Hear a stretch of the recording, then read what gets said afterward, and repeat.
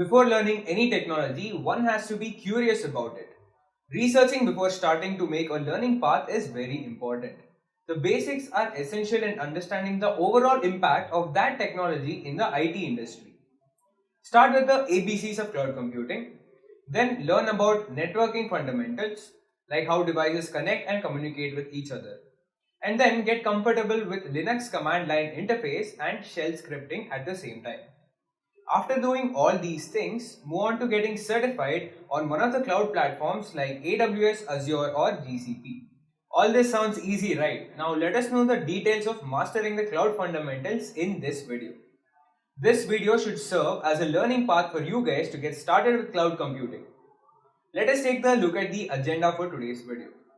Firstly, I'll be talking about the ABCs of cloud computing, followed by operating systems concepts, followed by Linux environment, and then scripting fundamentals, and lastly, commonly used cloud services. Alright guys, now let us move on to the first topic of this video, the ABCs of cloud computing. Here you will have to learn about the very basics of cloud computing terminologies, concepts like public cloud, private cloud, and hybrid cloud. Also various cloud service models like the infrastructure as a service, platform as a service, and software as a service. Then you should learn about the cloud computing characteristics like on-demand self-service, broad network access, resource pooling, rapid elasticity, and measured service. After this, move on to intermediate topics like horizontal scaling, vertical scaling, load balancing, hypervisors, and many other topics. Now after that, you will have to move on to the operating system concepts that are helpful in cloud computing. You already know what an operating system is. It is a system software that acts as an interface between the hardware components and the user who is using the system. But that knowledge is not enough for cloud computing. You will have to dig deeper and know concepts like memory management, device management, process management, file management, etc. Other topics that will come under operating system which will be useful for cloud computing are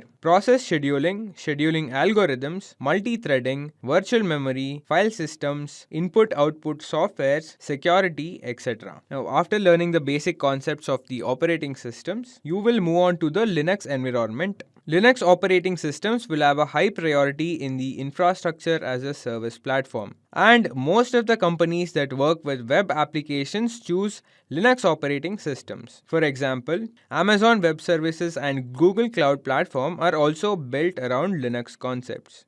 The best way to learn Linux environment is to just start using it. Either install one of the Linux flavors on your system or create a Linux virtual machine and then try installing and configuring software on it. Basically, we will be needing a strong grip on administering the system. Now you will have to learn about scripting. So learning about Linux environment and scripting has to happen simultaneously. Scripting is a way of providing instructions to a computer so that you can tell it what to do and when to do it. Because scripts provide instructions to other computer programs while running, they are ideal for creating dynamic experiences. One of the significant use cases of scripted languages is web development, where dynamic and responsive experiences are highly valued. Now after that, you will have to move on to the commonly used cloud services in the industry today. Right now there are thousands of cloud computing services out there, but you will have to get started with the most general purpose services. Let us know a few of them very briefly.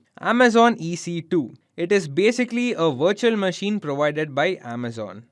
Amazon RDS. It is a relational database service that can spin up several instances of databases in a matter of minutes. It supports many database engines like MySQL, SQL Server, PostgreSQL, etc. Then comes Amazon Simple Storage Service or Amazon S3. It is an object storage service provided by Amazon. You can store any type of data in the form of objects. Next comes Amazon CloudFront. It is a service that syncs with your storage where your application is present and makes sure that your users can access the app with the least latency possible. And finally, we have Amazon VPC, or also called as Virtual Private Cloud. With Amazon VPC, you can create a private virtual network in which your entire IT environment will live totally isolated from the outside world.